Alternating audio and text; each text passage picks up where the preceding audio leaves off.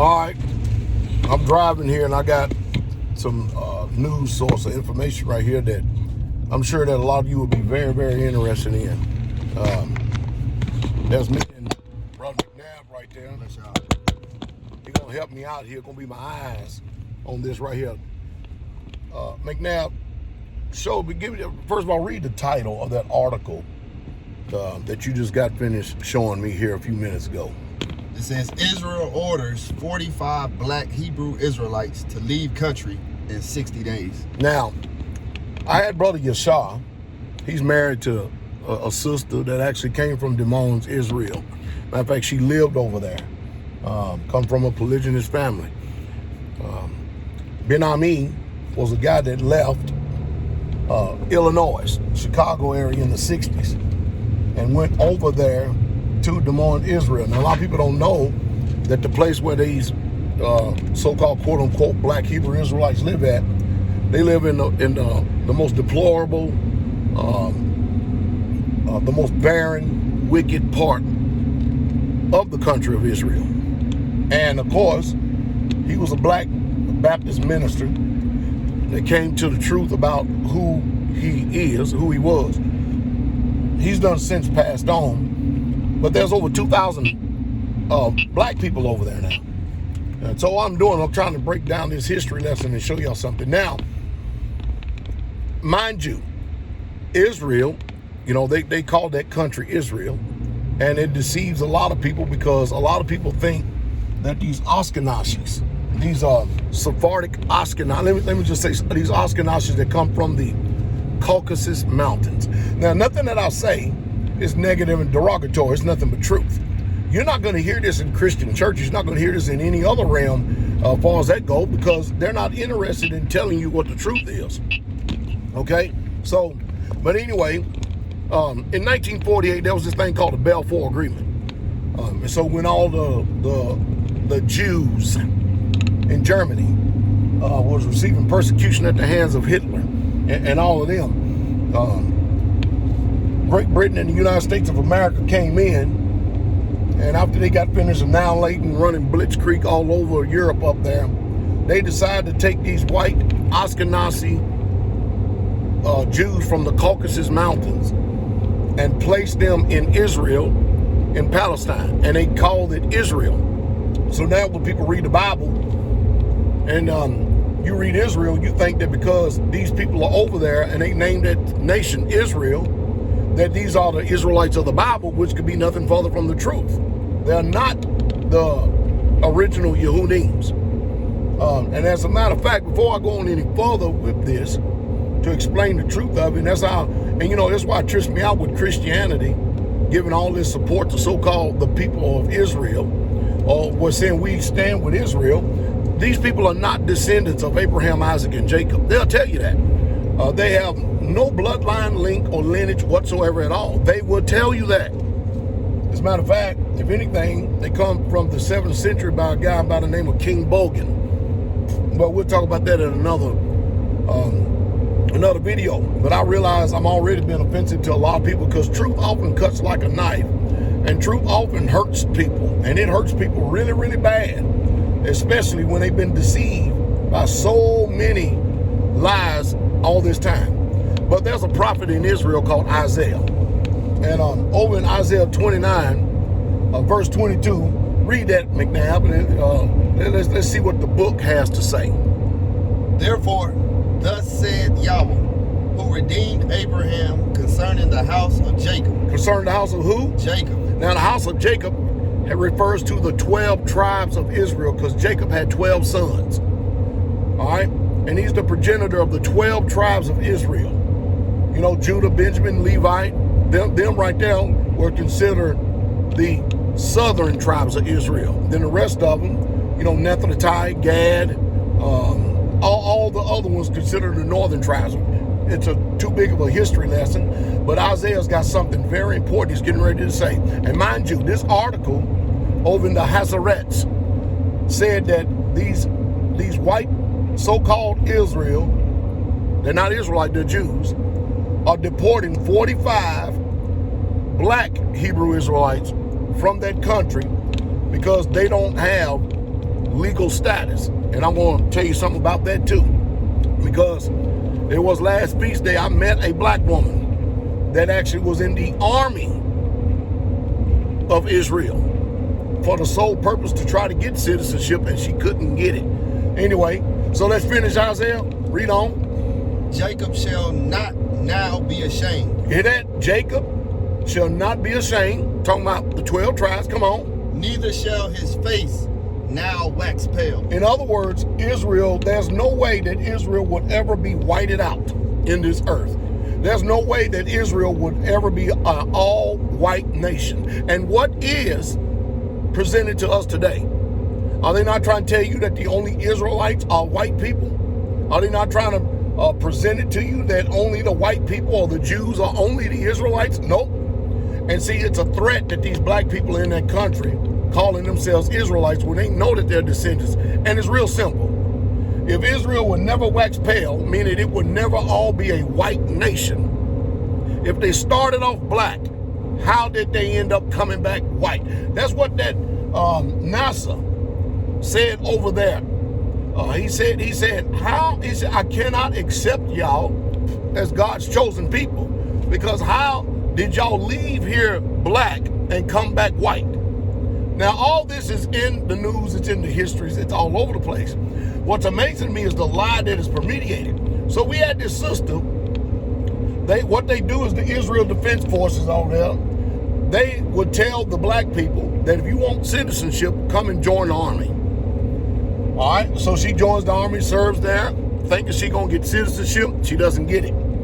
So again, they tell her, well, if you re-up, you do this and do this. In other words, keep egging you on staying there, we'll give you citizenship. She ended up being in the Israeli army for 6 to 9 years and never, ever achieved citizenship. All they did was deceive her and egg her on. Now, we have some illegal immigrants in that country. It is the white Caucasian people that was put there by the United Nations under the Balfour Agreement with the United States and Great Britain. They just stuck them over there. We just give them that, and they just stick them over there. See, what we're doing is hearing true history. So now you got black people, indigenous people of that land that have a genetic link and a connection with Abraham, Isaac, and Jacob being ostracized. Literally being ostracized and kicked to the curb by this state called Israel under the watch of Benjamin Netanyahu. Now think about that for a moment. And they're not going to receive any reparations. They're not going to get any pay. In other words, you got this long to get out. And you know how they're finding out even more so? Israel is upset that these people continue to keep going to the immigration office, excuse me, looking for citizenship. So they're tired of taking their applications. And anytime somebody applies for citizenship over there in Israel, and especially if you are a black person, and notice how the article says, black Hebrew Israelites. They are going to use that application that you applied for as a means to know all your information, where you at, and then send you a letter and deport you and tell you you're going to get on up out of here. You ain't getting no citizenship. Why? Well, another prophecy that Jesus said himself is that Jerusalem will be trodden down of the Gentiles until the time of the Gentiles be fulfilled. So those white Caucasian Jews, those Ashkenazim from the Caucasus Mountains, that's where the word Caucasian comes from. They are the ones that are fitting the prophecy that the Messiah, Yahshua HaMashiach, Jesus said. They are trodden down Jerusalem until the time of Gentiles be fulfilled. How do you know that? When you go to Genesis 10, the Table of Nations, there's a man over there by the name of Japhet or Yefut. And if you look up under his name, it will clearly tell you that his sons were the progenitor of the Gentiles. They started the Gentile race, if I can use that term and be pure. And I know, again, go ask your scholars and theologians if Pastor Dowell is lying. I guarantee they won't do it. Go ask them. But anyway, so we got this article right here. Front K-band. And mind you, in Israel, they don't have no They're not like over in America where they trying to make everybody colorblind. They calling you for what you are. You black, you white, you white. That's all there is to it. So in this article right here, read a little bit of that article, Brother McNabb. Listen to this. The community started to come together in the 1960s in Chicago, subscribing to theology promulgated by Ben Carter, a black Baptist who changed his name to Ben Amin. 45 members of the black Hebrew Israelite community recently received letters from the Interior Ministry ordering them to leave the country within 60 days. Wow. After they had sought to regularize their residency status in Israel. Y'all hear that? See, in other words, these people went to go look for status of actually being an Israeli citizen, which I wouldn't even look for that anyway. You're a citizen in heaven. But anyway, and because they're doing this, now they want to deport them. Now you think about this for a second. These people, I guarantee the majority of them have been born there in that country. Mind you, the old guard was already in their 30s and 40s and 50s when they moved there in the 60s. So these are their children that was born on that land and by divine right, even if you were born on that soil. Kind of like over here, you may have a Mexican father, a Mexican mother, and they may be so-called, quote-unquote, what the Caucasians or the white people in this country call illegal immigrants. That's what American says, illegal immigrants.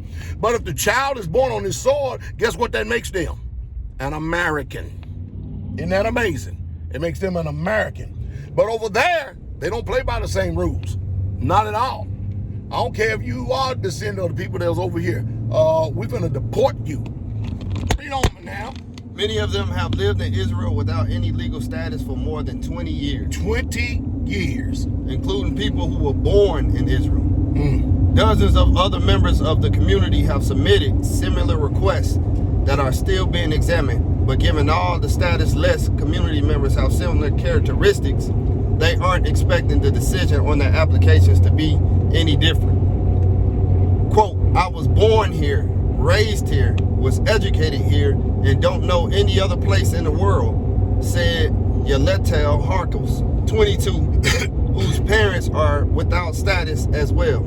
This is my home. Why should I have to leave my home, she said. According to the Interior Ministry's Population and Immigration Authority, the community often referred to as Black Hebrews compromises some 2,000 people who live primarily in Dimona, though they are small communities in Yerusalem, Mitzpah, Ramon, Arad, Tel Aviv, and Tiberias. The community claims they are far more numerous.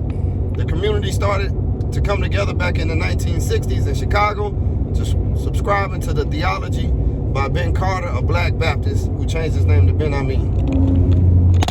Isn't that amazing? Now, Brother Yashar was telling me because, you know, his wife, Bat, and I'm only going to give you that because you don't need to know her name. But anyway, his wife, she communicates with a lot of people still over in Des Moines, Israel. And a lot of these people are now interested in straightway. Well, I just don't have the land. I don't have the means to absorb 45 people. I just don't. I don't have the places to stick 45 people who have basically becoming political refugees.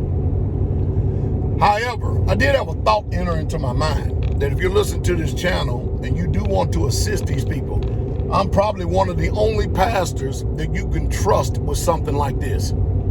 I could probably start a GoFundMe page for these people since they're being displaced. And I can ask all you YouTube people to contribute if you don't mind.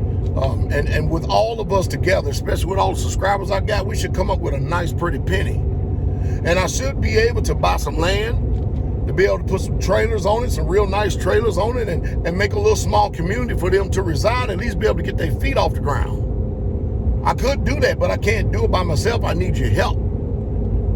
Because I can tell you one thing, Pastor Dowell will not take one penny of anything that's donated to that cause. Am I telling the truth, Brother McNabb? That's the truth.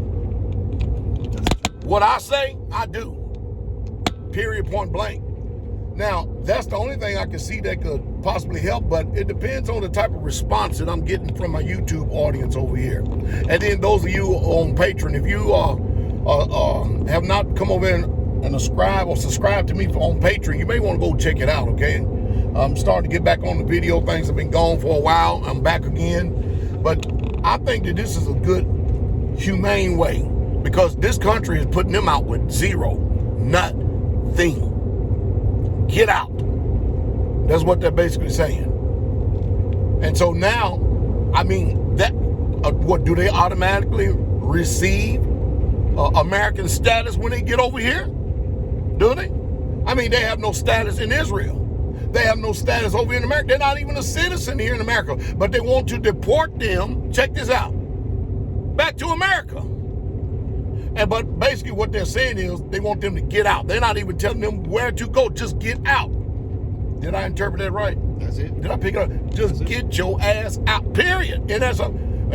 So God bless Israel, huh? Like hell. No, he would bless the people. Now the prophecies of the book says that we, the real true Israelites, will be scattered into every nation. Yet and still, many are deceived out there thinking that those people are the chosen people of Yah, and they're not. I keep telling you 1,000 times over and over again, they're not. There's been numerous amount of debates where Hebrew Israelites have debated the Jews on YouTube and have lit them up. Ron Dalton and them have lit them up. I mean, lit them up. Well, but people love these lies, though.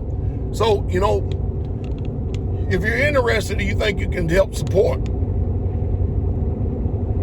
please let me know in the comment section down here. I'll pay attention to it for the next few days. And if I get an overwhelming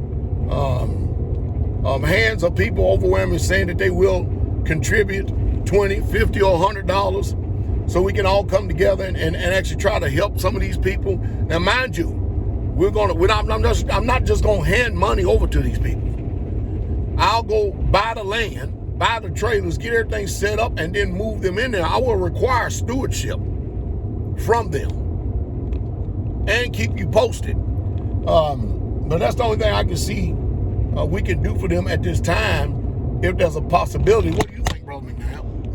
That's a great idea. I believe that's a very good idea that would benefit them to be able to keep the law, statutes, and commandments and live the lifestyle they weren't able to live in the moment. And the reason why I'm taking this position right now, because we don't even know if America gonna let them in. I mean, they are wanderers, nomads, refugees. They have no place to go. And the land that they were born in is kicking them out, spewing them out. You can't make this stuff up, can you? No. Anyway, y'all let me know if y'all interested and want to support these people. I don't know nothing about them, anything except what I've just read and what I've heard and a little bit of history I know, and that's it. I've only known two sisters that actually come from there. One of them went back there after the feast, and the other one is over here, married to Brother Yeshua. And they're out there in the New Jersey, the DMV area. We have a little small homestead out there. But hey, if you're interested and want to help, man, woman, whoever it is, put a comment down in the comment section and say, I'll help Pastor. And if that's the case, then we'll start us a GoFundMe page. And then when we start this GoFundMe page stuff, we'll keep it up there and let everybody see exactly how much has been raised. And then we'll be responsible, and then we'll actually show y'all a footprint and our footsteps of what we've done so far, providing if we see, it's going to take a lot of money. It's going to take a lot of money. I don't even know what to set it at. I mean, I guess we could set it at, and I know that people going to faint, but it ain't going to be hard if you got a bunch of people. Guess we could set it at $400,000. That would be a good start. That'd be a real good start for them. They're kicking out men, women, and children. That's I'm gonna finish on this. You can tell the character and health of a nation by how it treats its people.